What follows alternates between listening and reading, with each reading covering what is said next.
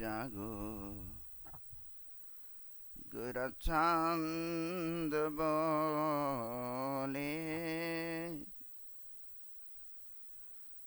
जी जागो गोराचंद बोले कत निद्रा जाओ माया पिशाचीरा कोले कत निद्रा जाओ माया पिशाचीरा कोले बुझियो बोलिया ऐसे संसार बीतारे बुझियो बोलिया ऐसे संसार भीतारे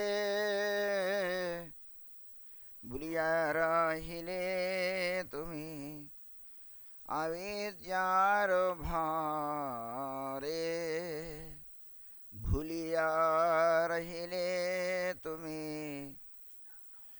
अविद्यार भारे जीव जागो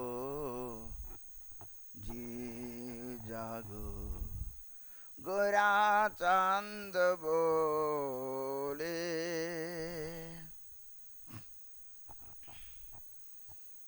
तुम्हार लाइते अमी हैनो अवतार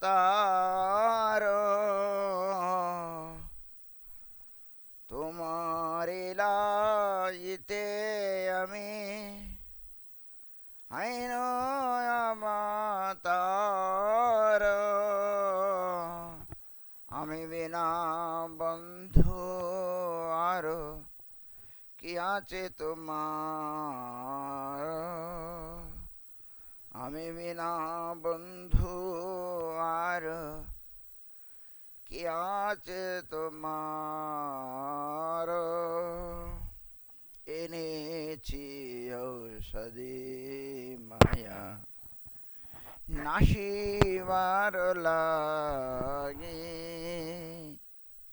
एनेची औषधी माया नाशिवार लागे हरिनाम महामंत्र लाओ तुम्हें मागे हरे नाम महामंत्र लाओ तुम्हें मागे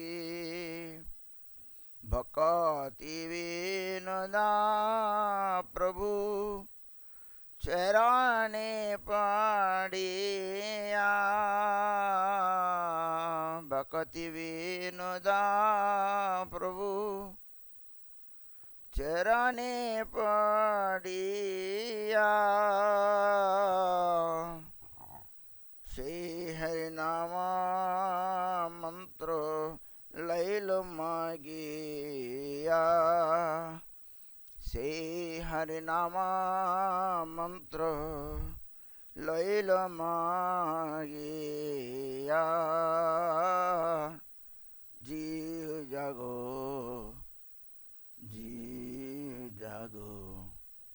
गोरा चंद बोले जीव जागो गोरा चांद बोले कत निद्रा जाओ माया पिशाचीर कोले कत निद्रा जाओ माया पिशाचीर कोले जीव जागो गोरा चंद बोले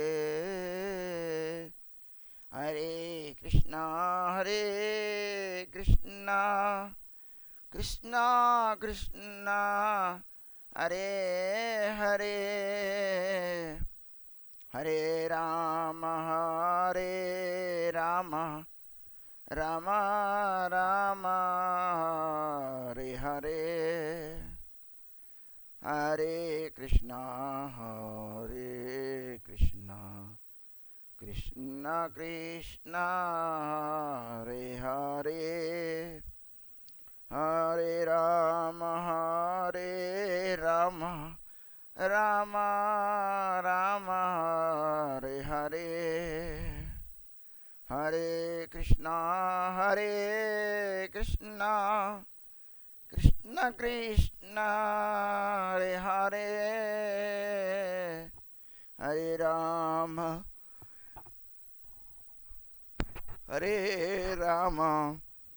రామ రామ హరే హరే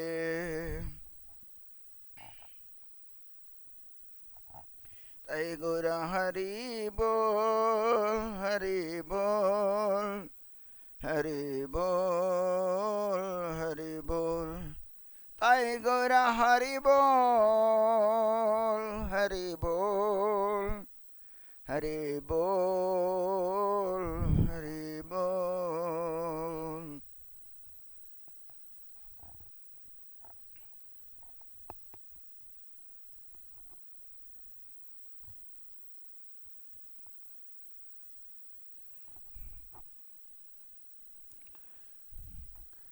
ప్రాతకాలీన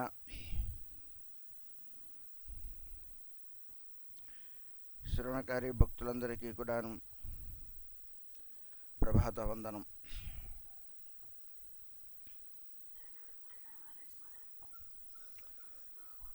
శ్రీ నరహరి చక్రవర్తి ఠాకూర్ విరచిత భక్తి రత్నాకరం పంచమ తరంగం.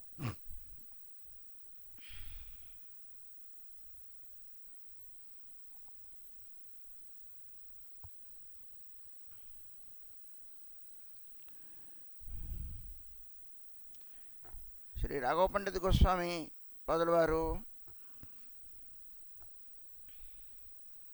సింహాచార్య వారికి నరోత్తమ ఠాకూర్ వారికి మధురాధామం దర్శనం చేస్తూ ఉన్నారు. మధురా మండలం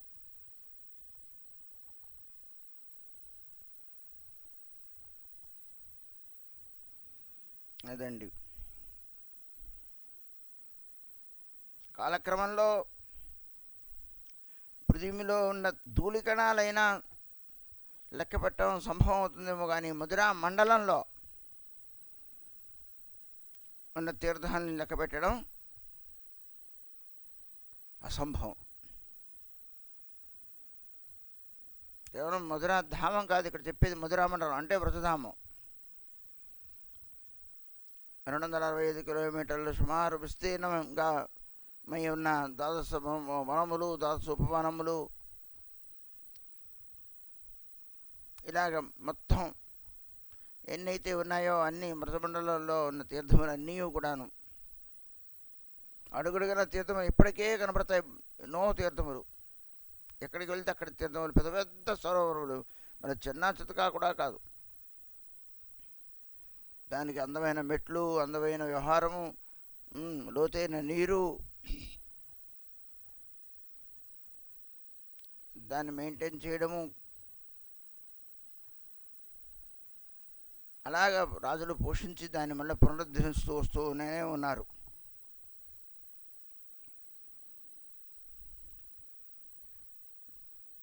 मथुरा निवास सर्वशास्त्रे उपदेश सर्वसिद्धि हो यही मधुरा निवासे।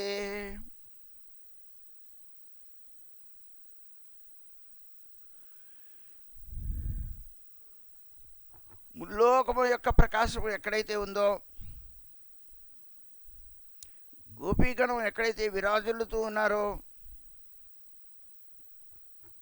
ఆ పృథివీ, ఆ మధురా పురి ఏదైతే ఉందో, మధురా మండలం ఏదైతే ఉందో, మధురా మండలంలో నువ్వు నివసించవలసింది.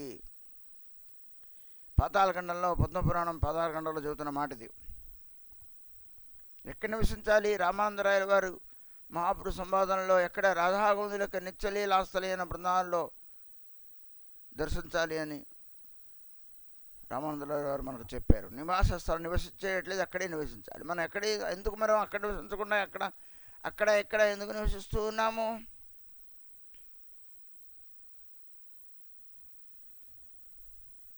మనకు కృష్ణుడు అక్కర్లేదు. కృష్ణుడి కంటే వేరైన నాకేదో ఉద్యోగం ఉన్నది, లేకపోతే నాకేదో వ్యాపారం ఉన్నది, లేకపోతే నాకేదో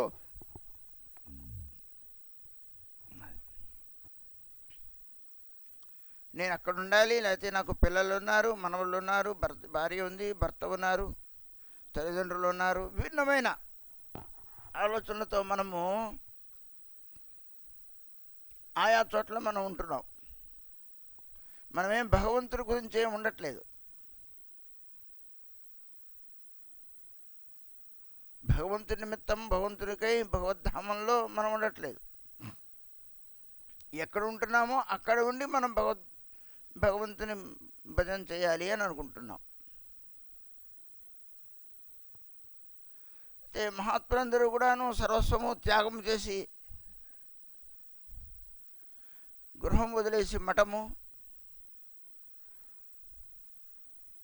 గ్రామం వదిలేసి ధామము,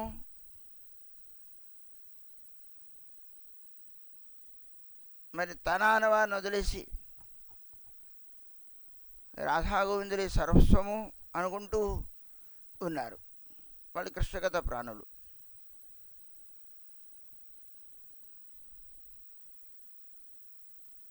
మనం ఆ ధనమునకో ఆ జనమునకో ఆ బిడ్డ మీద ప్రేమతోనే అక్కడ ఉంటూ ఉన్నాం. మా బట్టి వాళ్ళం ఏమండి, ముద్రారండి, బృందానండి, మా అబ్బాయి వద్దంటున్నాడండి, మా అబ్బాయి కోపడుతున్నాడండి. తల్లి ఏమిటో అబ్బాయి కోపడితే వినడం ఏమిటో తెలియని విషయం. ఆ పిల్లవాడికి ఏమీ శాస్త్రజ్ఞానం ఆధ్యాత్మిక చింత లేదు. చదువుకున్న చదువులు ఇచ్చిన సంస్కారం అలాంటిది కాదు. పోలే నువ్వు ఏదో వింటున్నావుగా, భగవద్గీత భాగవతం వింటున్నావు, ప్రవచనం వింటున్నావు కదా, ఏం వాడికి నచ్చ చెప్పలేవా తల్లిగా? ముందు నీ దగ్గర లేదు, నువ్వు పిల్లవాడికి ఏం చెప్పగలవు? నువ్వు నీ మమకారం వదులుకోలేవు, అక్కడికి వెళ్ళలేవు. కనీసం పోన్లే 10 రోజులకి రామ్, 10 రోజులు కదా 10 నిమిషాలు కూడా నేను ఉండలేను.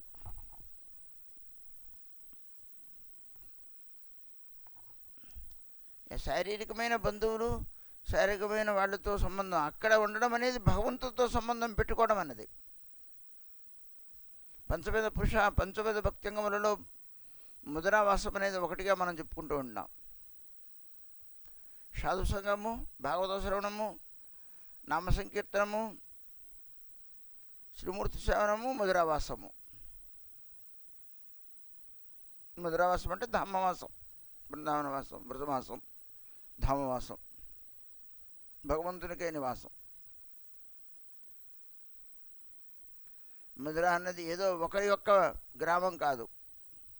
మనందరము ఈ గ్రామం మాదండి, ఈ ఊర్లో నేను పుట్టానండి, ఇది నా జన్మభూమి, నేను కృష్ణభక్తుని కాడి కృష్ణుడు జన్మించిన భూమిలో విహరిస్తాను, ఉంటాను. పోలే ఎక్కడ పుడితేనేమి, ఎక్కడైనా పుట్టి కానీ అక్కడికి వెళ్ళి ఉంటాను. మహాత్ములందరూ ఎక్కడెక్కడో పుట్టారు, బృందావనం చేరుకున్నారు, ఎక్కడెక్కడో పుట్టారు, మాయాపురానికి మహాప్రభు సన్నిధిలో చేరుకున్నారు. నవదీపాల్లో వేరు వేరు ప్రాంతాల్లో వారు నివసించారు. వరదల్లో వేరు వేరు చోట్ల మహాత్ములు వేరే వేరే ప్రాంతాల నుంచి వచ్చి అక్కడ భగవద్భజన చేస్తున్నారు. 265 కిలోమీటర్ల విస్తీర్ణంలో దేవతలందరూ, మునులు, దేవతలు, మనుషులు, మా సాధు పుంగవులు,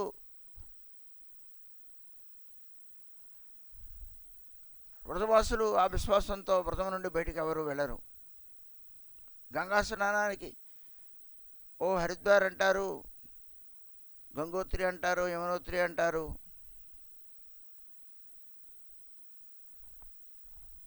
బహుముఖి అంటారు. వ్రతవాసులకు ఏ ముఖి లేదు. వ్రతంలోనే కృష్ణుడు ఎక్కడున్నాడో సర్వతీర్థములు ఉన్నాయనే విశ్వాసం.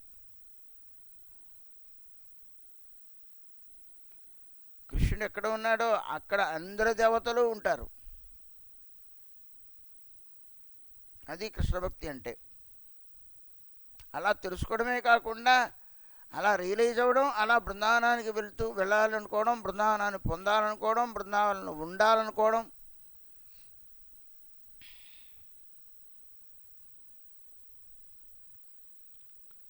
ఎంతో సుకృతి వలన లభ్యమయ్యేది. మనం వింటూనే ఉంటాం కానీ కనీసం మనసులో కూడా బృందావనం వెళ్ళాలి, బృందావనం వెళ్దాము, బృందావనంలో ఉందాము 4 రోజులు అనే ఆలోచన కలగకపోవడం కూడా దుర్భాగ్యం. పైగా నా కొడుకు వద్దంటున్నాడని అబద్ధం. ఒకవేళ నిజమైనా అది చెప్పుకోవచ్చు. అలా చెప్పుకొని వెళ్ళే తల్లిదండ్రులు కూడా ఉన్నారు.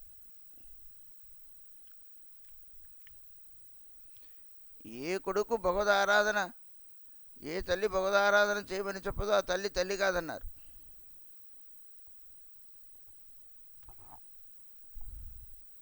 కానీ ఈనాడు తల్లులకే లేదు. బిడ్డలు తల్లిదండ్రులను వద్దంటున్నారు. తల్లిదండ్రులు కూడాను భగవదారాధన ఎందు రుచి లేదు. ఎక్కడో అక్కడ పడి ఏం తింటాం, ఇక్కడ పడి ఏం తింటాం, మఠంలోకి వెళ్ళి అక్కడ ఉండి వింటే ఏ దిక్కో దివాణం లేదా, పిల్లలు చూడట్లేదా అంటారేమో అని భయం. లోకం ఉందండి, లోకం ఉందండి, లోకం కాకులండి. ఈ మాటలన్నీ కూడాను లౌకికమైనవి, లోకానికి సంబంధించిన మాటలు. అవేవి కూడాను యముడు పట్టించుకోడు.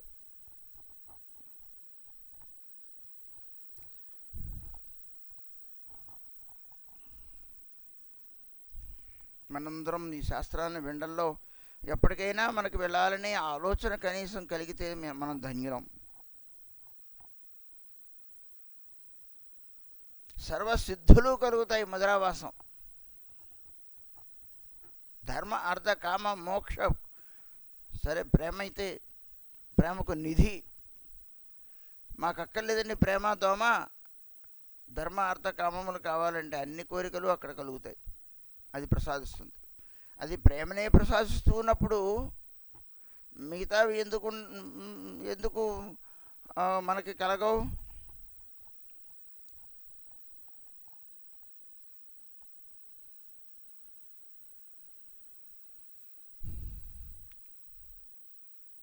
ఇప్పుడు గోవిందుడు గోపికలు విహరిస్తూ ఉన్న స్థానం,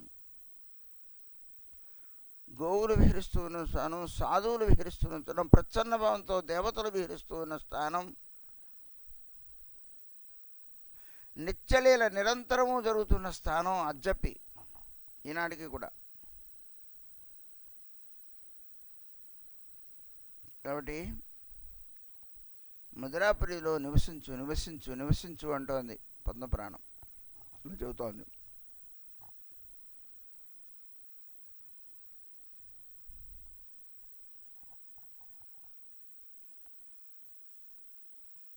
మనకంత తేలిక కాదండి. ఎందుకంటే మనకి ఆ రకమైన బుద్ధి కలగడం అనే దానికి ఎంతో మనం చేసుకొని ఉండాలి. అసలు మధురా బృందావనం అనే మాట వినడానికి మనం నేర్చుకొని ఉండాలి. వెళ్ళడం తర్వాత విషయం. మనం అమ్మాయి దగ్గరికి, అబ్బాయి దగ్గరికి, తల్లిదండ్రుల దగ్గరికి మనం వెళ్తూ ఉంటాం. ఎంత వెళ్ళినా బిస్కు కలగదు. అక్కడ కాకపోతే ఎక్కడికి వెళ్తాను అనుకుంటూ ఉంటాను.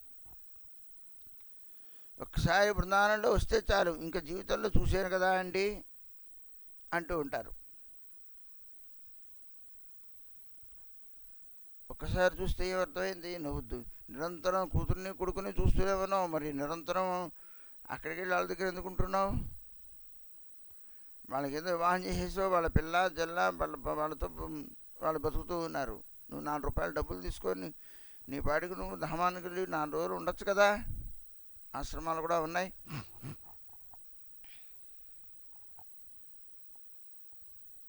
అసలు ఉండమే, నువ్వేం చేయక్కర్లేదు, నువ్వు సేవ చేయక్కర్లేదు, నువ్వు మహాప్రసాదం స్వీకరించు, అక్కడ అతడు అతడు ఉండు, అక్కడ పడుకో, అక్కడ కూర్చో, అక్కడ విను, అక్కడ నడు, అక్కడ ఉండు చాలు అంటోంది శాస్త్రం.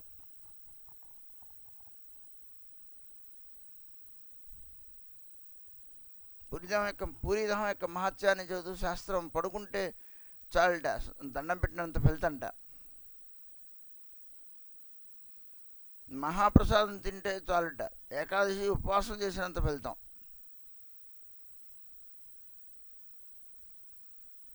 అక్కడ దోషం రాదు. ఇలాగా విభిన్న విధములుగా మధుర మహత్యాన్ని, ధామ మహత్యాన్ని మనం చూద్దాం. అవన్నీ అబద్ధములేమీ కావు. అయితే ధామాన్ని ధామంగా దర్శించలేని తనం మనలో ఉంది.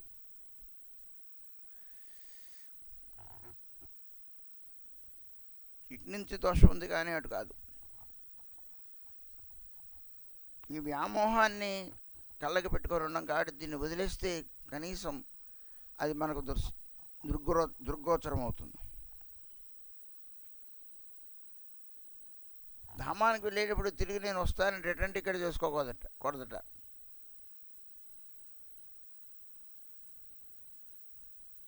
నేను రిటర్న్ టికెట్ చేసుకున్నట్లయితే అంటే ముందు నుంచో ప్లాన్డ్గా నేను ఉన్నానని అర్థం.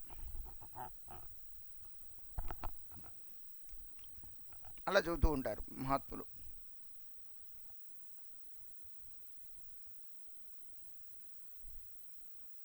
ఎందుకన్నారు అంటే అక్కడ వెళ్ళి ఉండమే భజనం. మళ్ళీ నువ్వు తిరిగి రావాలనుకోవడం దేనికి? వస్తే వచ్చేవులే, ముందు నుంచే ఎందుకు, నీ ముందు నుంచి బుద్ధిలోనే ఎందుకు?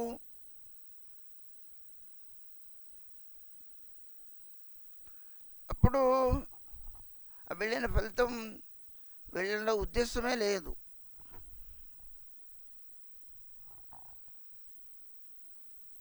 భగవత్కథ వింటున్నామనుకోండి, 8 వరకు అన్నారు కదా, ఏమంటే 8:15 చేశారు, మీకు టైం లేదు, మాకు వేరే పనులు ఉండవా అనుకున్నామనుకోండి, భగవద్గీత వినడమే భగవద్భజనం అనే ఆలోచన లేని కారణం చేత ఈ భావం మనకు కలుగుతోంది. అలా వినడంలో కరెక్టే, మాకు వినాలని ఉందండి చెబుతుంటే, కానీ ఏం చేసేది, భర్తలు కోపడతారు, పిల్లలు ఉన్నారు, భర్తలు ఉన్నారు, వాళ్ళకి ఆహారం టైంకి పెట్టాలి, నాకు అధర్మం కదా అండి, నేను భార్యని కదా అండి, నేను తల్లిని కదా అండి, నా కర్తవ్యం నేను చెయ్యాలి కదా అండి. అందుకనే భగవద్గీత చేయలేవు అంటోంది శాస్త్రం.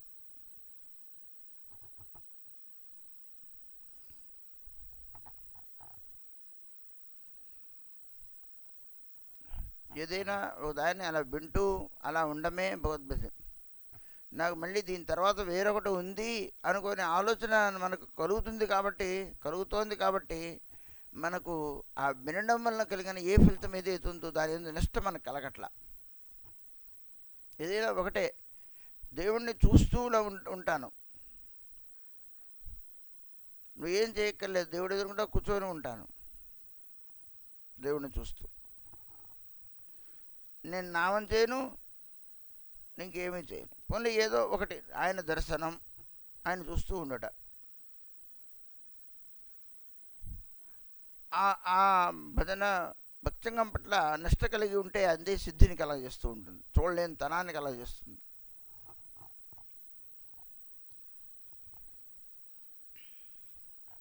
ఒక సందర్భంలో మహాప్రభు అంటారు, నువ్వేంటి ప్రదక్షిణ చేస్తున్నావు, అద్వైతాల వారితో ప్రదక్షిణ చేస్తున్నావు ఏంటని.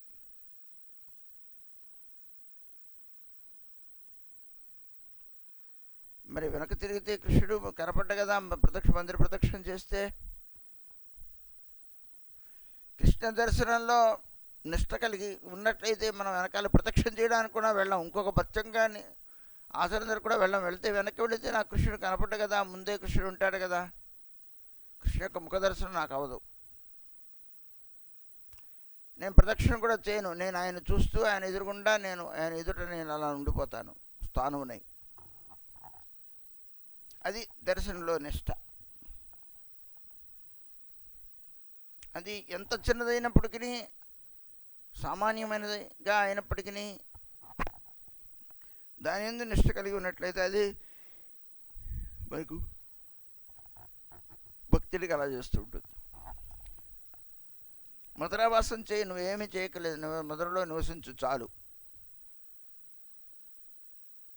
అయితే భగవంతుడి ఉద్దేశమై ఉండాలి. అక్కడ నివసిస్తూ ఉన్నారు చాలామంది, అక్కడ ఉద్యోగం చేస్తూ లేకపోతే వ్యాపారం చేస్తూ. మధురావాసం ఉన్నారు కదా అండి, అక్కడ ఇడ్లీలు దొరకవు, నేను ఇడ్లీ దుకాణం పెట్టుకుంటే లాభము వస్తుంది, సంసారం గడిచిపోతూ ఉంటుంది, ధర్మవాసం అవుతూ ఉంటుంది, భగవత్శ్రమను సాధువు దర్శనం మధ్య మధ్యలో కూడా చూస్తూ ఉంటాము.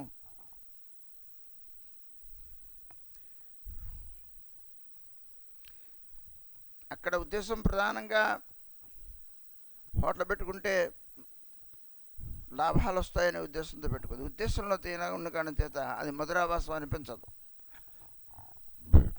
ఇంకా సర్వ కోరికలు త్యజించి నివసించడమే ప్రధానంగా ఉన్న పనిగా పెట్టుకొని నివసించడం.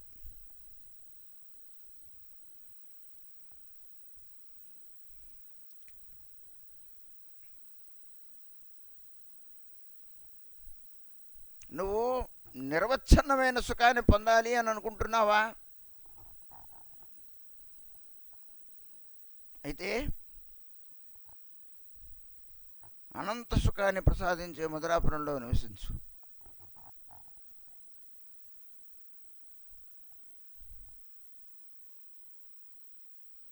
जे मथुरात्यजी कुरि स्पृहान्येत्रैते से अति पामर मुग्ध प्रभुरु मायाते.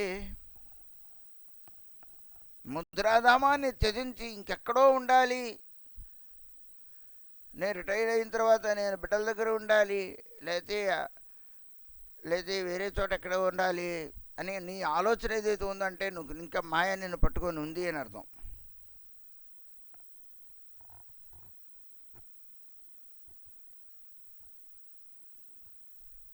వ్యాపారాన్ని అప్పగించేసిన తర్వాత, బిడ్డలకు అప్పగించిన తర్వాత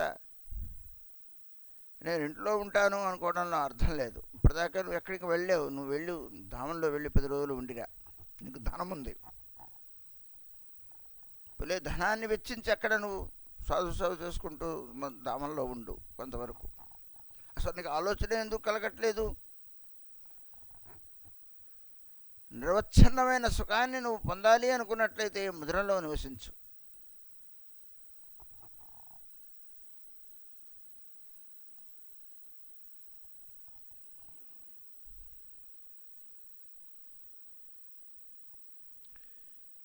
ఏ వ్యక్తి మధురను పరిత్యజించి వేరే ధామంలో, వేరే స్థానంలో పట్ల అనురాగం కలిగినట్లయితే, ఉండాలి అనుకున్నట్లయితే, ఆ మూఢుడు నా మాయ ద్వారా మోహితుడు అయినట్టు కింద లెక్క. అతను నిరంతరం సంసారంలో భ్రమిస్తాడు. నేను నా ఇంట్లో కూర్చొని నా పని అయిపోయింది కాబట్టి నా కోడలో కొడుకో నేను సేవ చేసుకుంటూ వాళ్ళు ఉంటే నేను ఇంట్లో కూర్చొని నా భార్యతో పాటు భగవద్భజన చేసుకోవడం అనేది తప్పేం కాదు. కానీ భగవద్భజన ఇంకా సంసారం, నా ఇల్లు, నువ్వు అక్కడ ఎందుకు వెళ్ళావు, నా కొడుకు అనే భావన నీకు ఉండబట్టేగా.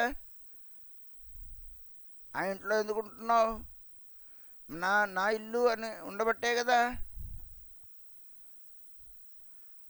ఆ ఊర్లో ఎందుకు ఉంటున్నావు, నా పిల్లాడు ఆ ఊర్లో ఈ ఊర్లో ఉన్నాడు కాబట్టే అక్కడ ఉంటున్నావు. ఉద్దేశంలో అది ఉంది. అదే చెబుతోంది ఇక్కడ. ఏ మూఢుడు నా మాయలో మోహితుడవడం అంటే అర్థం ఇదంతా మాయ కింద లెక్కే. నా కొడుకు అనుకోవడం, నా ఊరు అనుకోవడం, నా ఊర్లో అనుకోవడం, అక్కడ భగవంతులు లేని ప్రదేశం అది. అది పవిత్ర భూమి ఎలా అవుతుంది, ధర్మం ఎలా అవుతుంది ముందు? అదేంటండి భక్తినోట ఠాకూర్ వారు ఏకాదశి ఆ కీర్తనలో జేదిన గృహే భజన దేకి సేదిన గోలోక భాయ అన్నారు కదా అండి.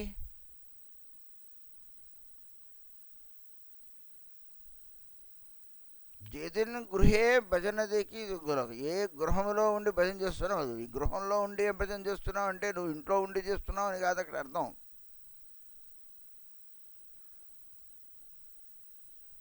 ఏ రోజు నువ్వు భగవద్భజన చేస్తూ ఉన్నావో అది నువ్వు భగవద్భజన చేస్తూ ఉండడం అనేది ముఖ్యం.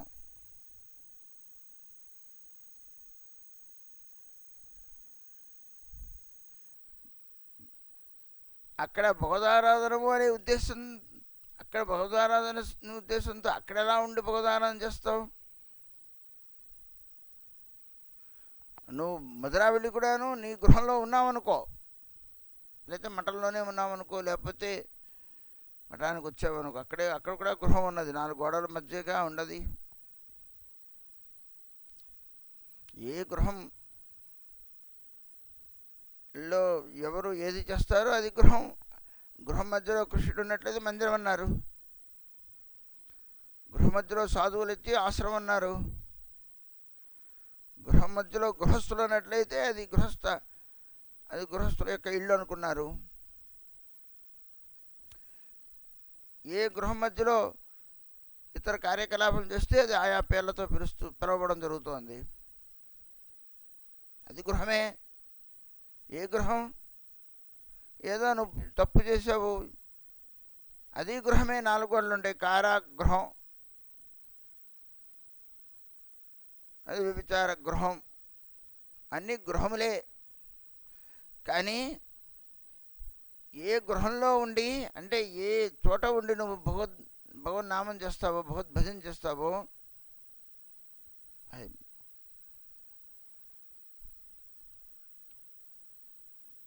అయితే ఉద్దేశం అక్కడ ఉండాలన్న ఉద్దేశం, నేను నా గృహంలో ఉన్నానండి, నాకు 10 రూములు ఉన్నాయండి, మా అబ్బాయి పైన ఉంటాడు, మా అబ్బాయి కింద ఉంటాడు, నేను ఎక్కడో కింద ఉంటాను, పెద్దవాడిని అయ్యానుగా మెట్లెక్కలేను, నేను కింద ఉంటాను, నా గృహంలో నేనుండాను భగవద్భజన. ఇదేదో మాటలు తప్పించుకోవడానికి మాటే తప్ప కానీ కాదు. ఉద్దేశం అక్కడ ఏమున్నది? నా బిడ్డడు అనే భావన ఉన్నది. అక్కడ ఎందుకుంటున్నావు? ఇది మా ఊరు అనే భావన నాకున్నది. అది వదలమంది, అది వదిలి. నువ్వు వదలకపోయినా నేను వదిలేస్తుంది, నువ్వు వదిలేయాలి వాటిని అన్నిటినీ.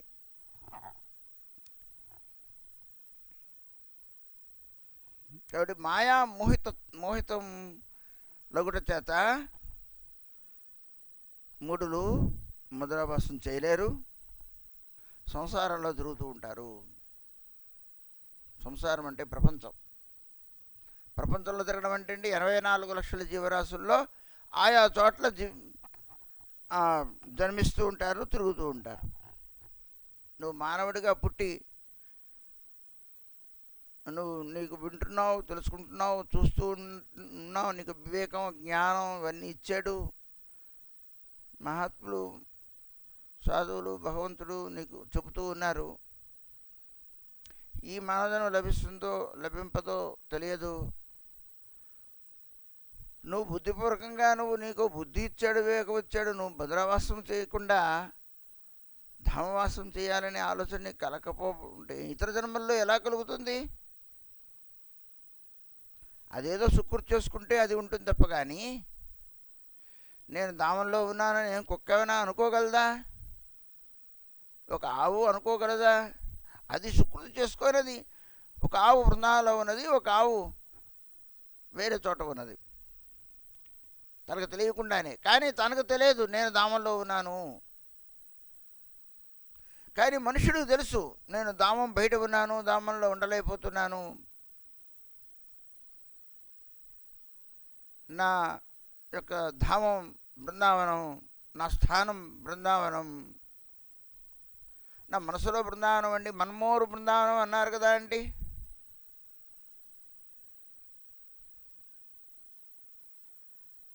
ఈ మాటలు అసలు శరీరంతో నువ్వు ఉండాలి బృందావనంలో, అది చెప్పేది ఇక్కడ. నివసించు అంటే ఏంటి అర్థం? నా మనసుతో ఉంటాను అని అర్థం. శరీరంతోనే నివసించాలి. మనం వింటాం, ఏమి వింటాం? తిష్టన్ బ్రజే తదనురాగి జనానుగామి కాలం నయేది కలుపదేశసారం అని కదా మనం దీంట్లో చదువుకుంటూ ఉంటాం. ఉపదేశామృతంలో ఏమిటది? తన్నామరూపచరితాదిషు కీర్తనాను స్మృత్యో క్రమేణ రసనా మనసి నియోజ్య తిష్టన్ వ్రజే తదనురాగిజనానుకామీ కాలం నయేదఖిలమిత్యుపదేశసారం.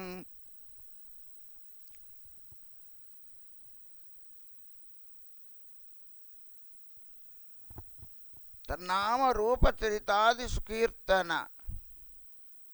భగవంతుని యొక్క నామము రూపము చరిత్రని నేను కీర్తిస్తూ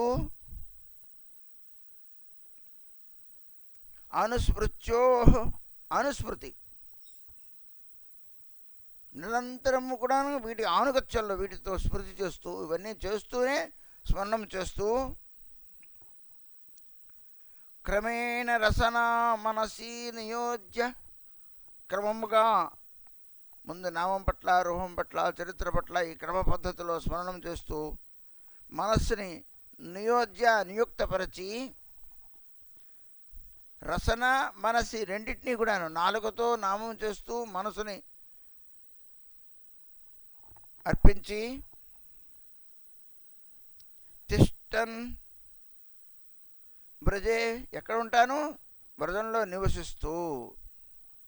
నేను మనసుని నియోజపరిచి ఎక్కడ ఉండాలి? మనసుని నియోగపరచాలి. ఉండడం కూడాను బ్రజంలోనే ఉండాలి. అక్కడ ఇలా ఉండాలి, అక్కడ ఏం చేస్తూ ఉండాలి? అదేమిటది? తదనురాగి జనానుగామి,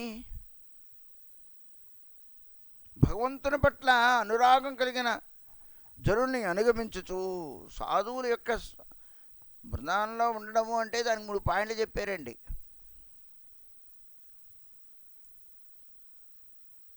ఏమిటి? సాధువుల యొక్క సమక్షంలో ఉండాలి, సాధు సాంగత్యం చేయాలి. ఎవరైతే అనురాగులో రాధాగోవిందుల పట్ల ఏకాంత అనురాగులో ఉత్తములైన భగవతోత్తముల యొక్క చెంత వాళ్ళ యొక్క సన్నిధిలో నివసించాలి. 2 నిరంతరము వారి ముఖతః భగవత్కథలను వింటూ ఉండాలి. నివసించడంలో అర్థం అది. నివసించడం అంటే నేను ఉత్తరం నివసిస్తున్నానండి అని కాదు అక్కడ అర్థం. మొట్టమొదటిది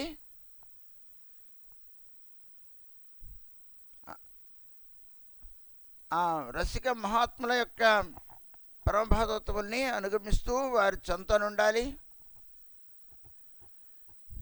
వారి సన్నిధిలో ఉండాలి, వారి ముఖతః భగవత్కథను వింటూ ఉండాలి. నిరంతరము రాధాగోవిందులకై విలపిస్తూ ఉండాలి. ఇదేమి చేయకుండా నేను రోజు నా భార్యతో పాటు ఉంటే నేను ఇడ్లీలు తింటాను టైంకి.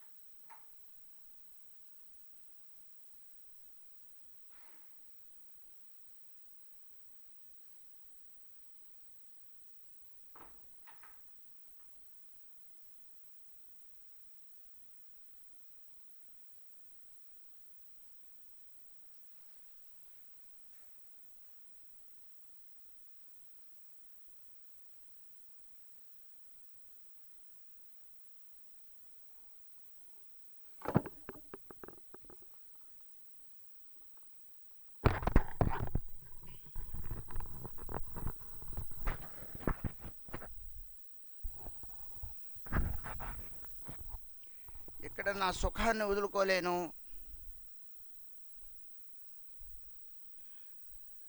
ఇతరులపై ఆధారపడతాను.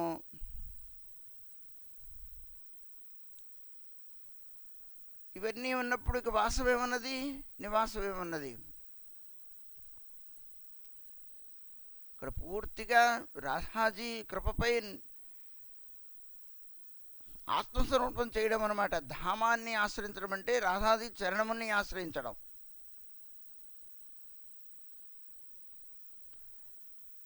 ఎందుకంటే ధామేశ్వరి రాధ, బ్రజేశ్వరి రాధ, బృందావనేశ్వరి రాధ.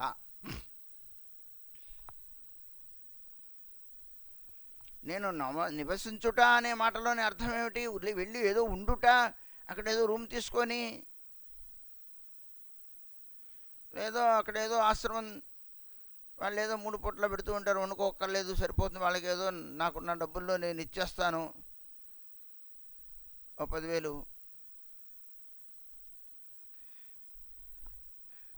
ఇవేమీ సాధారణమైన విషయాలు. సరే, అలా ఉండి కనీసం అలా ఉండేనా చెయ్యి అనేది వేరు. నేను అది చెప్పట్లేదు. అసలు ఇక్కడ శాస్త్రంలో చెప్పే నివాసము అనే మాటకు అర్థాన్ని చెబుతున్నా, లోతుని చెబుతున్నా. ఇక ధామాన్ని ఆశ్రయించి ఉండడమే, ధామేశ్వరి రాధారాని చరణముల్ని పట్టుకొని ఉండడమే. ధామానికి ఆత్మస్వరూపం చేసి ఉండమే. మళ్ళీ వెళ్ళి మధ్య మధ్యలో నేను కొడుకుని చూసొస్తాను, కూతురుని చూసొస్తాను, మధ్య ఓ ఫోన్ పెట్టుకొని రోజు ఏ రోజుకి ఆ రోజు రిపోర్టు, అటు నుంచి ఇటుకి, ఇటు నుంచి అటుకి, ఇవన్నీ ఇంకా లేవు. నేను మళ్ళీ ధామంలో ఉంటానండి, బృందావనంలో ఉంటానని చెప్పి నేను బృందావనం బయటికి వెళ్ళడము, ఆ ఇంటికి ఈ ఇంటికి వెళ్ళడము, అక్కడ చందాలు ఇక్కడ చందాలు, లేదా అక్కడ డబ్బులు ఇస్తే తీసుకోవడం, ఇంకా ఇవన్నీ అసలు లేవు.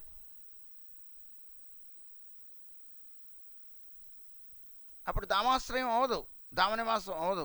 ఉత్తినే అది ఒక భేషజ్ అనమాట. జనాలందరూ అబ్బో సాధువు గారు బృందావనంలో ఉంటున్నారు, ఎంత భాగ్యం, ఉపన్యాసం విన్నారుగా వీళ్ళందరూ, ఆయన ఉంటున్నారు, మనం ఉండలేకపోతున్నాం కాబట్టి ఆయనకు అప్పుడు ఆయనకు 10 రూపాయలు ఇద్దాం. ఈయన ఈ ధామం పేరు పెట్టుకొని అక్కడికి ఆ కొంపకి కొంపకి తిరుగుతూ, అక్కడికి వెళ్ళితే ఆయన ఇస్తే డబ్బులు ఇస్తాడు, ఈయన ఇస్తే డబ్బులు ఇస్తాడు, అక్కడికి వెళ్ళి ఉపన్యాసం, ఇక్కడికి వెళ్ళి ఉపన్యాసం, మళ్ళీ ఈ ఉపన్యాసాలు, ఆ ఇంటికి ఈ ఇంటికి వెళ్ళడాలు. అసలు నీకు ఆ ఇంటికి వెళ్ళాల్సిన అవసరం ఏముంది? నువ్వు ధామనివాసం చేసావు, నువ్వు ధామంలో ఉన్నంతవరకే. మన ఆశ్రమంలో ఉన్నావు, ఆశ్రమంలో ఉన్నంతవరకే. ఒకవేళ నీకు ధామనిష్ట కలిగితే నువ్వు అనారోగ్యమైనప్పుడు కూడాను పక్క ఊరు కూడా వెళ్ళడానికి వీల్లేదు. నువ్వు పక్క ఊరైన ఆగ్రా కూడా వెళ్ళడానికి వీల్లేదు, నువ్వు ఆ ఢిల్లీకి వెళ్ళడానికి వీల్లేదు. అది ధామంలోకి రాదు. నువ్వు ఎంతో దూరం వెళ్ళక్కర్లా, మద్రాసు రావక్కర్లా, కలకత్తా పోక్కర్లా. నువ్వు ధామం పొలిమేరలు నువ్వు దాటడానికి వీల్లేదు. నువ్వు దీక్షితుడిపై ఉన్నావు. నువ్వేం దీక్షితుడివి? రాధా చరణ సేవ చేయడమే నీ దీక్ష, ధామం వాసమే నీ దీక్ష. నువ్వు ధామవాసం అది గ్రామానికి వెళ్తున్నావు, అప్పుడు ధామవాసం అవదు, ధామనిష్ట అవదు. ధామనిష్ట ధామవాసం చేయడమే రాధారాణి చరణాశ్రయం చేయడం. రాధారాణి చరణాశ్రయం చేసిన తర్వాత నా శరీరం అనేది నీకెక్కడున్నది? నీ శరీరాన్ని నువ్వు రాధారాణి సేవకు అప్పగించేసావు. ఆవిడ చూసుకుంటుంది, అదంతా ఆవిడ చూసుకుంటుంది, ఆవిడ చేసుకోగలదు అవన్నీ కూడాను. నా అనుకున్న వాడిని ఏమీ చూసుకోలేదా? మీరందరూ నా అనుకున్న మీ బిడ్డల్ని మీరు అన్ని రకాలుగా తినకుండా వాళ్ళని చూసుకోవట్లేదా? మీ దగ్గర విలువైన సెల్ ఫోన్ ఉండదు, నీ కూతురికి కూడా దగ్గర విలువైన సెల్ ఫోన్లు ఉంటాయి. నీకు ఉన్న అనురాగం అది నీకు అవసరం, నిజానికి నీకు అక్కర్లేదు. వాళ్ళకి దగ్గర ఉంటే చాలు నీకు సుఖం అనుకుంటున్నావు, వాళ్ళ దగ్గర ఉంటే చాలు అదే నా సుఖం అనుకుంటున్నావు. వాళ్ళు దుర్వినియోగం చేస్తూ ఉంటారు. కానీ నీ పుత్ర వ్యామోహం వల్ల నీ కంటికి కనపడదు. నువ్వు వాళ్ళకే సర్వస్వం త్యాగం చేసావు, వాళ్ళే ప్రాణం అనుకున్నావు, బతికున్నదే వాళ్ళకే అనుకున్నావు. ఏ ధామాన్ని ఆశ్రయించిన తర్వాత రాధాజీ సర్వస్వం నువ్వు ఎందుకు అనుకోలేకపోతున్నావు? ఓ మనసా, ధామవాసము చేయడము అనే ఆలోచన నీకు కలిగినప్పుడు ఇక సర్వ సుఖ యోగక్షేమములన్నీ కూడాను రాధాజీకి వదిలిపెట్టడమే. రఘునాథ్ దాస్ గోస్వామి పదుల వారు కట్టుబట్టలతో వచ్చి రాధాకుండం ఒడ్డున కూర్చున్నారు. రూపసనాథులు కట్టుబట్టలతో బయలుదేరి బృందావనం వెళ్ళారు. మళ్ళీ మనకు ప్రమాణములు. గోపాలభట్ట గోస్వామి కట్టుబట్టలతో శ్రీరంగం నుండి బృందావనం వెళ్ళిపోయి అక్కడే ఉండిపోయారు. కోపినదారులై విహరించారు. మహామహా పండితులు, మహామహా ఐశ్వర్యవంతులు, వాళ్ళందరూ కూడాను మహామహా ధనవంతులు కూడాను, పండితులు, చదువుకున్నవారు, లోకంలో పేరు ప్రఖ్యాతులు గావించిన వారు. రఘునాథ్ దాస్ గోస్వామి తండ్రి అంత పేరు ప్రఖ్యాతి గాంచిన వాళ్ళండి. వాళ్ళు ఏడు ఊర్లకి వాళ్ళు పెద్ద జమీందారుల అబ్బాయి ఆయన. జమీందారుల అబ్బాయికి ఆయనకి అంత పేరు ఉంటుంది. జమీందారుల అబ్బాయి అంటే మామూలుగా ఉంటాడు ఆయన. రాజుగారి కుమారుడు రాజుగారిలాగే ఉంటాడు. ఆయన వెనకాల పరిచారులు ఉంటారు. ఈనాడు విషయం చెప్పుకోవట్లేదు, 500 సంవత్సరాల క్రితం విషయం చెప్పుకున్నారు. రఘునాథ్ దాస్ గోస్వామి పాదుల వారు జమీందారుల యొక్క కొడుకు.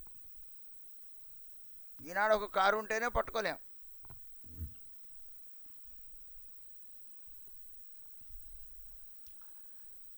అవన్నీ కూడా వదిలిపెట్టి కట్టుబట్టలతో వాళ్ళకి ఏమీ లేవు. ఎవరి చరణాశ్రయం చేశారు? విలాప కుసుమాంజలి రఘునాథ్ దాస్ గోస్వామి రాశారు. రాధారాణి చరణముల్ని ఆశించు విలపించారు. ఆ విలాపములే కుసుములై అంజలి ఘటించి రాధారాణి చరణముల యందు సమర్పించారు. భక్తులు అనుకుంటారు, నా హృదయంలో నీకు స్థానం, నేను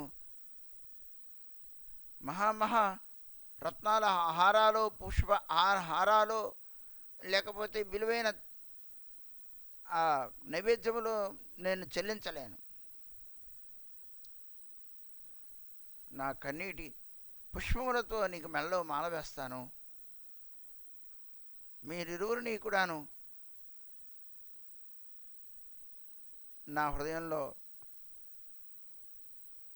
నివసించండి అని కోరతాను అంటాడు భక్తుడు. సర్వస్వము త్యాగం చేసిన వాడికి ఇక ఆ నివేద్యం పెడతాను, ఈ నివేద్యం పెడతా ఉండదు.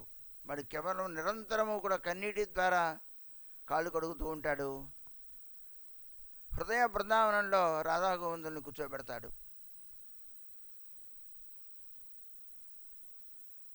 ఆయన ఆత్మని ఆయన పూర్తిగా సమర్పిస్తాడు. మనం మనస్సుని సమర్పించాం, ధనాన్ని సమర్పించాం, అన్నీ బిడ్డలకి ఇస్తాం. సాధువుగారు వెళితే అదేదో ఇచ్చి, అబ్బో ఆస్తంతా నేను ఇచ్చేసినట్టు, నాకు ఇంతకంటే నాకు యోగ్యత లేనట్టు అమాయకంగా మొహం పెట్టి కపటతంతా కడుపులో పెట్టుకొని చూస్తూ ఉంటాం. మనం ఏం భగవంతుని పొందగలుగుతాం? కోట్లు లక్షలు ఖర్చు పెడుతూ ఉంటాయి. అదంతా కూడా నాకు తెలియదండి, అదంతా కొడుకుదండి అంటూ ఉంటాం.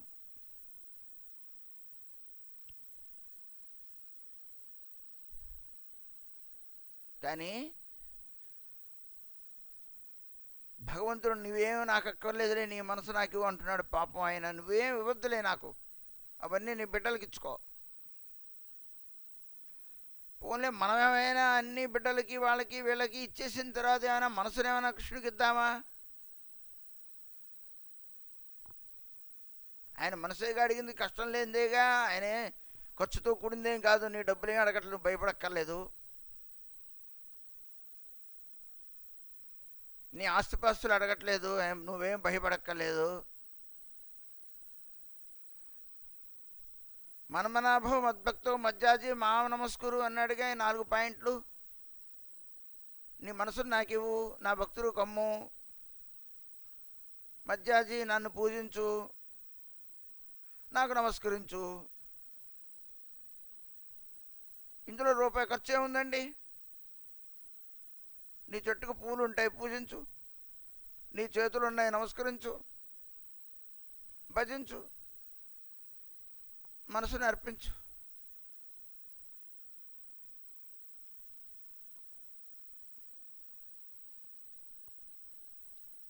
మనం రూపాయి ఇవ్వడానికి మనం పిసినకొట్టుతనం ఉంది. రూపాయి ఇచ్చి మ్, మ్, వేరే రూపంలో కీర్తి ప్రతిష్ట కావాలి మనకు. నీ రూపాయి వద్దులే నాకు, నీ ఆస్తి వద్దు, నీ కొంపొద్దు, నీ మనసును నాకు ఇవ్వు. మనసీ నియోజ్య, మనసును నియుక్తపరచు. పోన్లే మ్, దేహాన్ని పోలే మనసుని యుక్తపరచు.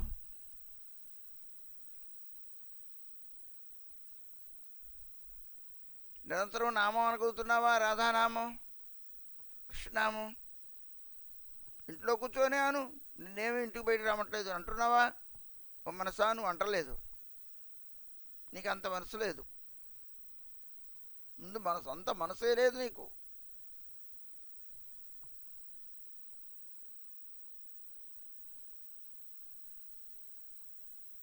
కాబట్టి భగవంతుడు మనస్సు ఇవ్వకుండా మిగతావన్నీ ఇచ్చి ప్రయోజనమే ఉందండి? మిగతావన్నిటితో ఆయనకి ప్రయోజనం లేదు. ఆయన బహిరంగంగా చెప్పాడు నాకేం అక్కర్లేదు అని. ఆత్మసమర్పణం చేయమన్నాడు.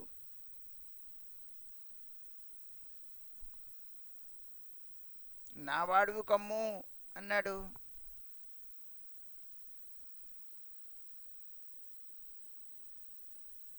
ఈ మాటలు మనకు అర్థం కావట్లేదండి, మనకు తెలియట్లేదు. మనలో భయం ఉంది.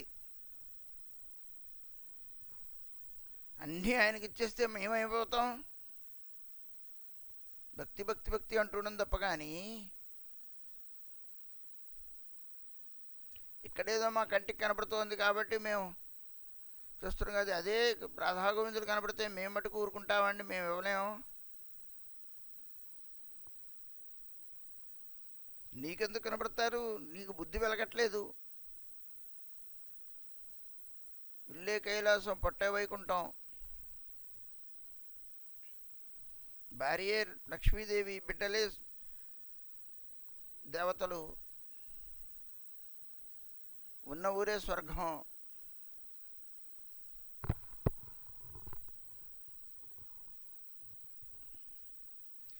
ఏదో నామం చేసుకోమన్నారు, వాళ్ళు నామం తీసుకున్నాక నేను ఏదో నామం చేస్తాను అనుకుంటూ చేస్తూ ఉంటారు. ఏ మనసును ఇవ్వకుండా మనం ఏం చేయగలమండి? మనసు పెట్టి చేయమని కదా చెప్పింది. మనసు పెట్టు ఆయన పట్ల, మనసు పెట్టి పూజ చేయి, మనసు పెట్టి నైవేద్యం చేయి, మనసారా నామం చేయి. మనసీ నియోజ్య తిష్టన్ బ్రజే, బ్రతంలో నువ్వు నివసించు.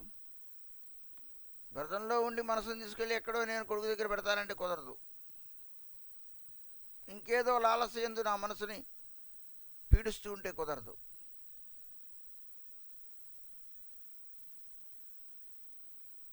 మా గురువుగారు అన్నారు, నేను చూడని దేశం లేదు, తిరగని ప్రదేశం లేదు, ఎన్నో చూచాను, ఎన్నో పొందాను.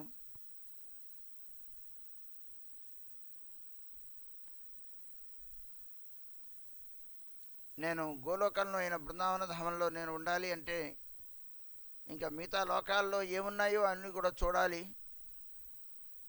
చూసి నేను గోలోకానికి వెళ్ళిపోతాను, ఇంకా లోభం జనించదు నాకు అని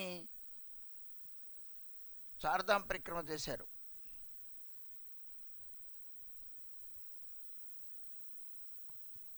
సూర్యలోకాన్ని వెళ్ళి యమునోత్రికి వెళ్ళి సూర్యలోకంలోకి వెళ్ళాను. సూర్యలోకాన్ని దర్శించారు. ఎందుకంటే సూర్యకన్య యమున అది. గంగోత్రికి వెళ్ళి గోముకి వెళ్ళారు, తపోవనానికి వెళ్ళారు నడుచుకుంటూ. నేను బ్రహ్మలోకానికి వెళ్ళాను. బ్రహ్మపాదం నుండి వచ్చింది, బ్రహ్మ కమండపం నుండి వచ్చింది కదా గంగా. బ్రహ్మలోకాన్ని దర్శించాను. కైలాసం వచ్చాను. కేదార్నాథ్ వెళ్ళి అనుకున్నారు.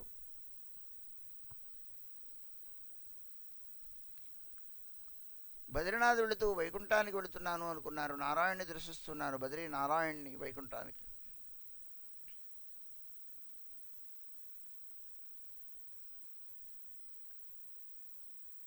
దేవప్రయాగ వచ్చి ఇంద్రలోకాన్ని దర్శించాను. ఇంద్రుడు అక్కడ స్వస్థమేధ యజ్ఞం చేస్తాడు ఆయన.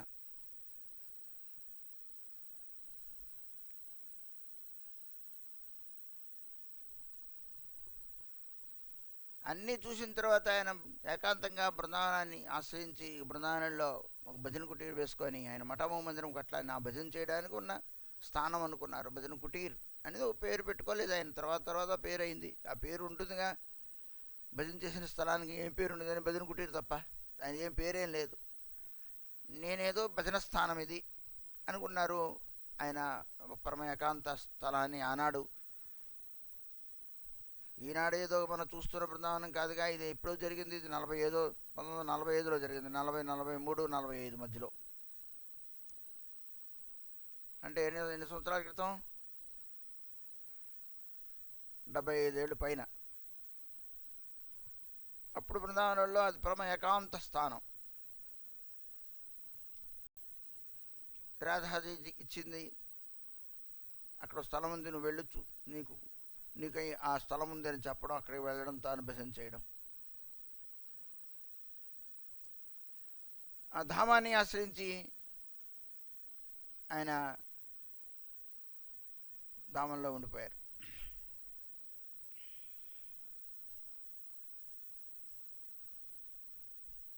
తిష్టను బ్రజే తదనురాగి జనానుగామి. ఉండి అక్కడ జొలను పెట్ల అనురాగం కలిగి ఉండాలి, అనుగామం, మనల్ని అనుసరించాలి.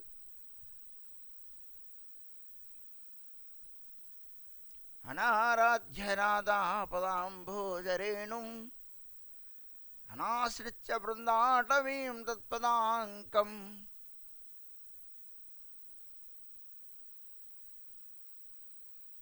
అలాగే మనం చెప్పుకుంటూ ఉంటాం, రాధాజీని ఆరాధించకుండా, రాధాజీ భక్తుల యొక్క సాంగత్యం చేయకుండా, రాధాజీ ధామమైన బృందావనాన్ని ఆశ్రయించకుండా శ్యామసుందరుని ఎలా పొందగలం?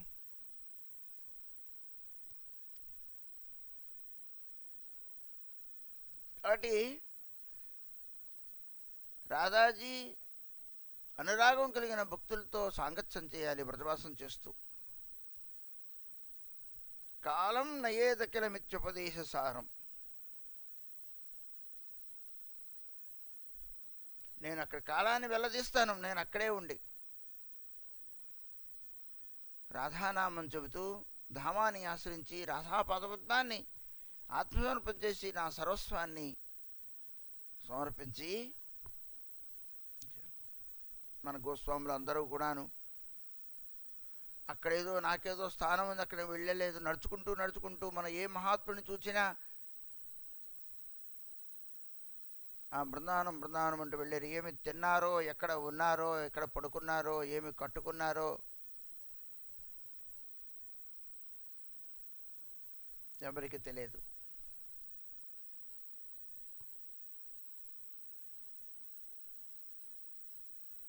ఎందుకు అలాంటి జీవితాన్ని వాళ్ళు గడుపుతున్నారో మనకు అర్థం కాని విషయం. ఏ ప్రేమని పొందారో, ఏ ఆనందాన్ని వాళ్ళు పొందగలిగారో అది మనకు తెలియని విషయం.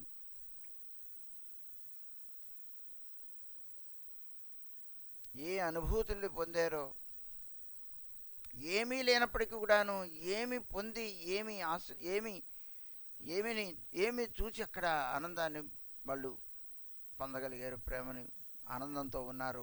నిరంతరము కూడాను వాళ్ళు ఆనందంతోనే ఉన్నారు, అనారోగ్యంతో లేరు.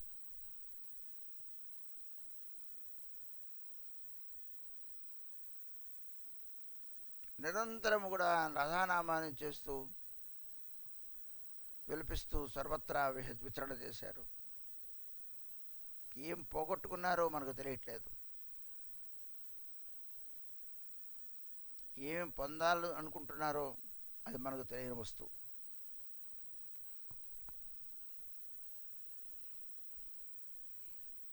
వాళ్ళు చూపించి ఆచరించి ఏం ఖాళీగా కూర్చోలేదు, నిరంతరం నామం చేసేవారు. 1,00,000 గ్రంథాలని రచించారట రూపగోస్వామిపాదుల వారు, రూపసనాతనులు. జీవగోస్వామిపాదుల తర్వాత గ్రంథ సమాధి చేశారు. అది బహిర్ముఖుల యొక్క ఎంతో అపూర్వమైన గుప్తమైన లీలల్ని వాటిలో రచించారు. కలియుగంలో తర్వాత అవన్నీ కూడాను నాస్తికుల, దుర్జనుల, మ్లేచ్చుల యొక్క చేతులు పడిపోతాయి అనే ఉద్దేశంతో గ్రంథ సమాధి చేసేసారట. ఇప్పటికీ చూడొచ్చు గ్రంథ సమాధి అని చెప్తా. సనాతన గోస్వామి యొక్క సమాధి మందిరానికి ఆ ప్రాంగణంలో మనకు కనబడుతుంది గ్రంథ సమాధి. ఇది విచిత్రమైన విషయం. 100 పేజీల పుస్తకం చేయడానికి ఎంతో కాలం పడుతుంది. ఏమీ ఏ రకమైన సదుపాయము అడవిలో లేదు. రాయడానికి కాగితం, కలం, పెన్ను ఎలా రాశారో తెలియదు. మరి ఎలా ఉన్నారో తెలియదు, ఎలా తిన్నారో తెలియదు, ఎక్కడ పడుకున్నారో తెలియదు, ఎప్పుడు పడుకున్నారో తెలియదు. అది నివాసం అంటే. వాళ్ళు కేవలము ఏదో లౌకికమైనది పొందడానికి అక్కడ వారు వెళ్ళలేదు. వాళ్ళు అక్కడ నివసించలేదు, ఆశించలేదు, ఆలోచించలేదు.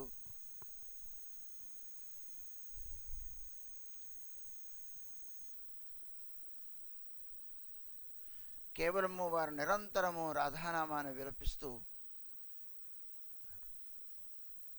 ఎక్కడెక్కడి నుంచో కొటేషన్స్ తీశారు. ఆ కొటేషన్స్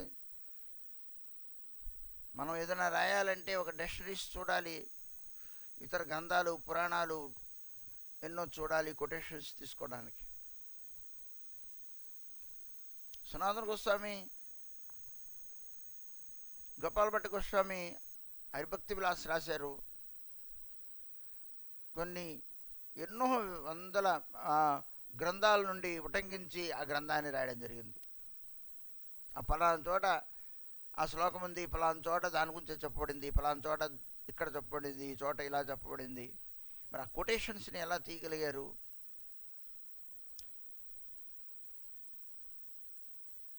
పద్యావళి రాశారు రూపగోస్వామిపాదుల వారు, ఎన్నో కొటేషన్స్ ఇచ్చారు.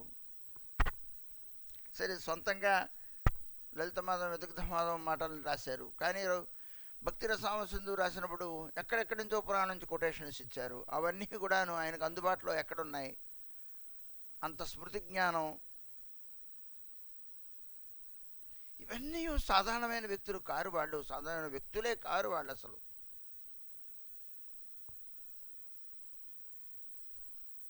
కాబట్టి వాళ్ళ ధామవాసం సామాన్యమైనది కాదు. అది ధామవాసం అంటే.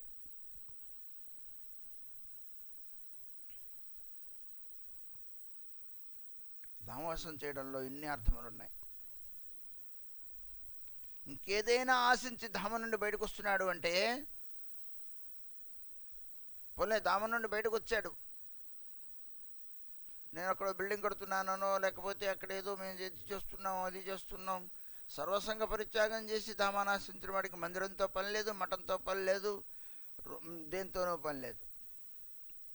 అయాచితంగా లభ్యమైన దాంతో గడుపుతూ ఉంటాడు. నీకెందుకు మళ్ళా అక్కడెందుకు? అక్కడేవో చాలా ఉన్నాయి, వాటిని చూసుకుంటూ వాటిని డెవలప్ చేసుకుంటూ ఉంటే చాలు. నీకంటూ వేరే మఠము, నీకంటూ వేరే స్థానము, నీకంటే వేరే గృహము. రూపసనాతనలు వేరే వేరే ఏమైనా కట్టుకున్నారా? మనందరికీ కూడాను బ్రజవాసులు ఏర్పాటు చేసినప్పుడు కూడాను చాలా కాలం రఘునాథ్ దాస్ గోస్వామిపాదుల వారు ఆ రాధాకుండం యొక్క ఒడ్డునే నివసించారు. సనాతన గోస్వామి చాలాసార్లు బ్రజవాసులందరూ కూడాను బతిమలాడారు. ఆయన జంగల్లో ఉంటే పాములు, పుట్ర, జంతువులు, క్రూర జంతువులు విహరిస్తూ ఉంటాయి. స్వయంగా కృష్ణుడు పాలు పట్టుకొచ్చి, సనాతన ప్రజవాసులందరూ బాధపడుతూ ఉన్నారు. నువ్వు ఇలా ఉండడం చూసి వాళ్ళు తట్టుకోలేకపోతున్నారు. నువ్వు ఏదైనా కుటీరం వేసుకొని అంటే చాలు వాళ్ళు కుటీరం వేస్తారని స్వయంగా కృష్ణుడు వచ్చి పాలు తీసుకొచ్చి, మా అమ్మ పంపించింది పాలు తీసుకో.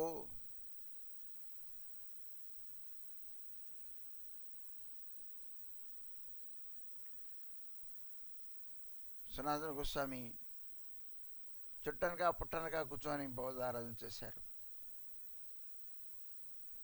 మనం చేయలేకపోవచ్చు, అంత స్థితి మనకు లేదు, మనం మహాత్ములం కాము. కానీ వారి గురించి చింతన చేద్దాం, వారిని స్మరిద్దాం, వారి అనుగ్రహాన్ని కోరుకుందాం. వారి వైరాగ్యాన్ని, భక్తిని, త్యాగాన్ని, ఆత్మసమర్పణాన్ని, రాధారానికి ఆత్మసమర్పణం చేయడాన్ని మనం చింతన చేద్దాం. ధామవాసాన్ని మనం చింతన చేద్దాం.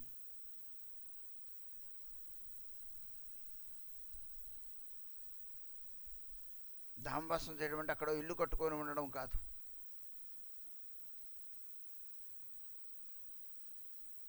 వాళ్ళు ఏమైనా పిచ్చి వాళ్ళకేం డబ్బు లేదా? సనాతన కోసం ఒక సేవకుడితో బృందావనం వెళుతూ ఉన్న మార్గంలో కొందరు అపరిచితులైన వ్యక్తులు ప్రీతి చూపించడం చూపించాడు. సనాతన కోసం బుద్ధిమంతుడు. రాజా మోరే ప్రీతి కోరే సేమోరు బృందన్. నన్ను ఎవరో ప్రీతిగా చూస్తున్నారంటే అది నా బంధనానికి కారణమవుతుంది. ఈ లోకపు ప్రీతి అది భగవంతుని దూరం చేసేస్తుంది. ఒక పండుని మనం బజార్ నుంచి కొనుక్కొని తిన్నామనుకోండి, ఇబ్బంది లేదు.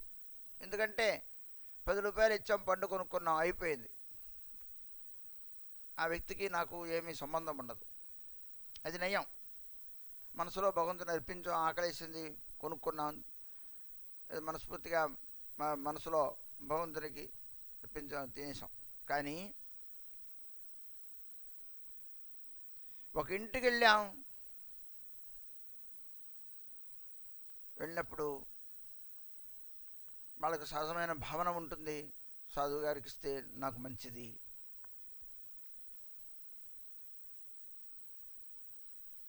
సాధుగారు తింటే సాధుగారు తినిపించాలి.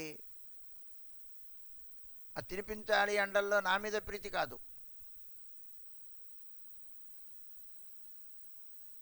తానేదో ధన్యుణ్ణైపోవాలి, నా దగ్గర మహారాజుగారు తిన్నారు అనే కీర్తి జబ్బలెగరేయాలి. ఆయన తింటే కృష్ణుడు తిన్నంత తృప్తి పడతాను. ఇవన్నీ స్వార్థపూరితమైనవే. కృష్ణుడు తింటే తృప్తి పడతాను. ముందు అసలు నేను ఆయన పెట్టడానికి అన్ని యోగ్యత అనే ధైర్యం నీకేమైనా ఉన్నదా? ముందు ఫస్ట్ పాయింట్ పెట్టే ముందు, చెప్పే ముందు, అనుకునే ముందు నేను ఎంత వాడను, నాకే యోగ్యత ఉన్నదని ఆయన పెట్టడానికి? నేను అలా పెట్టకూడదు కదా. మరి శబరి పెట్టింది రాముడు తిన్నాడు కదా, మీరెందుకు తినరు? శబరి కంటే నేను ఇంకా పవిత్రంగా స్నానం చేస్తాను కాదు, ఆవిడ శబరి పిల్ల స్నానం చేసిందో లేదో, నేను 3 పూట్ల స్నానం చేస్తాను, ప్రేమతో పెడుతూ ఉన్నాను. మీరు ఎందుకు తినరు? బజార్లో తిన్నారుగా, నా దగ్గర ఎందుకు తినరు?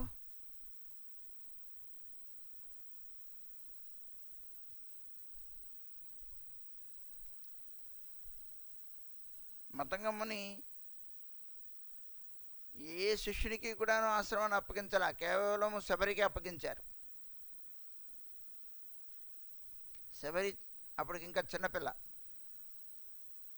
శబరి ఏమిటో మతంగమ్మనికి తెలుసు. శిష్యుడు ఆశ్రమానికే కొట్టుకుంటారు, నేను తర్వాత అధికారిని అని. వాళ్ళు ఏం సాధుసేవ చేయరు, వాళ్ళు పొట్టపోషించుకోవడం సరిపోతుంది. కానీ శబరి సహజంగా సరళమైనది. గురువుగారు చెప్పిన మాట ఏమిటి? రాముడు వస్తాడు, ఆతిథ్యం ఇవ్వు, అంతే. అదే మంత్రం.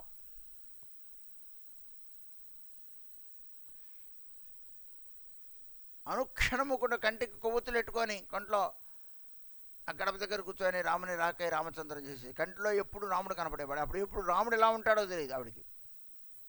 ఈనాడు చూడలేదు. ఏమన్నా శాస్త్రజ్ఞానం ఉందా? అది లేదు. పోలే మడి ఆడితే తడి ఆచారములు ఏమైనా ఉన్నాయా? అదివి లేవు. ఆమె ఎప్పుడు శుద్ధురాలు. కారణం ఎలా శుద్ధురాలు? నిరంతరము రామనామ స్మరణం చేస్తోంది. రాముడు ఇలా ఉంటాడని ఎక్కడో విందుగా గురువుగారు చెప్పారుగా ఉపన్యాసంలో, విన్నది. జటాజూడదారి, నారవస్త్రాలను కట్టుకుంటాడు, సీత అమ్మవారితో వస్తాడు, ఆయన ఇలా ఉంటాడు, అలా ఉంటాడు, ధనుర్బాణములు ధరించి ఉంటాడు. అంతకంటే ఆమె ఇక అలా రాముని రాక గురుగారి మాట, గురునిష్ట, మాట యందు నిష్ట, సేవ యందు నిష్ట, నిరంతరము నామస్మరణం చేయందు ఎల్లప్పుడూ శుచిరాలే ఆమె. ఆమె స్నానం చేయడానికి వెళ్తే రాముడు వచ్చేస్తాడేమో. స్నానం చేయడం మానేసింది. నాకు ఆ నిష్ట కాబట్టి స్నానం చేయాలి నేను. నాకు ఆ నిష్ట లేదు కాబట్టే నేను సదాచారాన్ని పాటించాలి.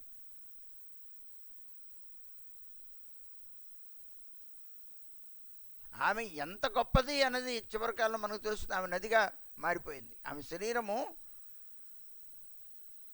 జలముగా పరిణమించింది. మిగతా వాళ్ళందరూ మేము గొప్ప కాదా అనుకొని చిందులేశారు. అది మతంగమునికి తెలుసు శబరి ఎలాడిదో. ఆయన సంసారానికి వెళ్ళిపోయారు. శబరిని ద్వారానే ఆ పని చక్కబడుతుందని తెలుసు. రాముడు అంతర్యామి. అన్ని ఆశ్రమాలకి వెళ్ళలేదు, రాముడి దగ్గరికి వెళ్ళాడు. ఆ కుటీరానికి వెళ్ళాడు. అక్కడ మతంగముని లేరు. ఏ సాధువుని దర్శించడానికి వెళ్ళాలంటే పోన్లే భరద్వాజ దగ్గరికి వెళ్ళారు, లేకపోతే అత్రి మహాపురుషు దగ్గరికి వెళ్ళారు అనుకోవడానికి అక్కడ మతంగముని ఏం లేడు. అప్పటికి ఆవిడ పండు ముసలిది అయిపోయింది. ఆమె పెద్ద ఆవిడైపోయింది.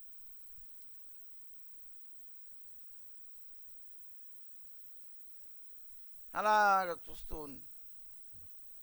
ఆమె హృదయమంతా కూడాను రాముడు ఉన్నాడు.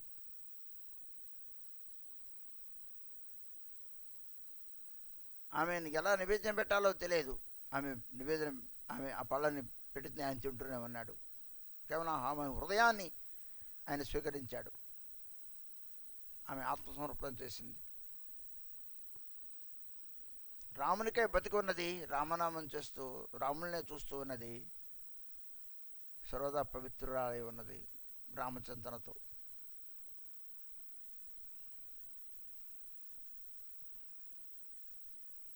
అదండి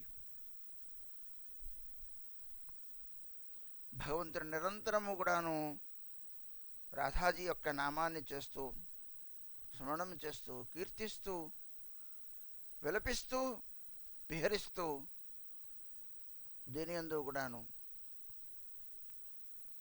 పోలీ ఈ చెట్టు బాగుంది, ఈ పుట్ట బాగుంది, ఈ స్థానం బాగుంది, దాని యందు కూడాను మమకారం లేకుండా ఉన్నవారు ఈ సర్వత్రా మృదవంతులు కూడా విహరిస్తూ ఉన్నారు. లీలలన్నీ కూడా దర్శిస్తూ ఉన్నారు. ఆ ప్రాంతాలన్నీ కూడా విహరిస్తూ తెలుస్తూ ఆ లీలా స్థానములన్నీ కూడాను వాళ్ళకి దుర్గోచరమయ్యాయి. వాటిని ఆవిష్కరించారు. వాళ్ళందరికీ కూడా కృష్ణలీలా స్థలములుగా వాళ్ళకి దర్శనమయ్యాయి. మనకు అక్కడ ఓ విగ్రహమో లేకపోతే ఏదో అందమైన మందిరమో ఉంటే కానీ మనకు పూజా కార్యక్రమం పద్ధతి, దేవుడు దండము పెట్టాం. వ్రతమంతా కూడా రాధారాణి శరీరంగా దర్శించారు. వ్రతంలో ఉన్న ప్రతి వృక్షము కూడా, ప్రతి చెట్టు, ప్రతి లత కూడాను రాధాగోవిందుల యొక్క విహార భూమి. రాధాగోవిందుల్ని వాటన్నిటి మధ్యలో వాళ్ళు దర్శించారు. అడుగడుగునా కూడా ఆ లీలల్ని, ఆ లీలా స్థానముల్ని ఆవిష్కరించారు, ఉన్నాయని వాళ్ళకి తెలిసింది. ఆ విధంగా ప్రతిభాసం చేశారు.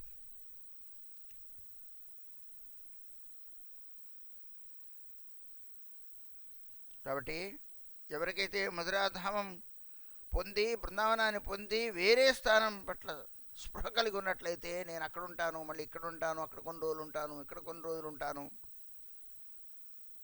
అసలు ఎందుకు ఉంటున్నావు నువ్వు?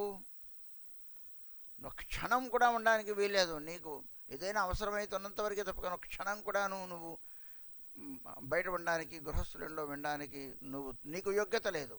నువ్వు అర్హుడు కావు. నీ స్థానము ధామమే.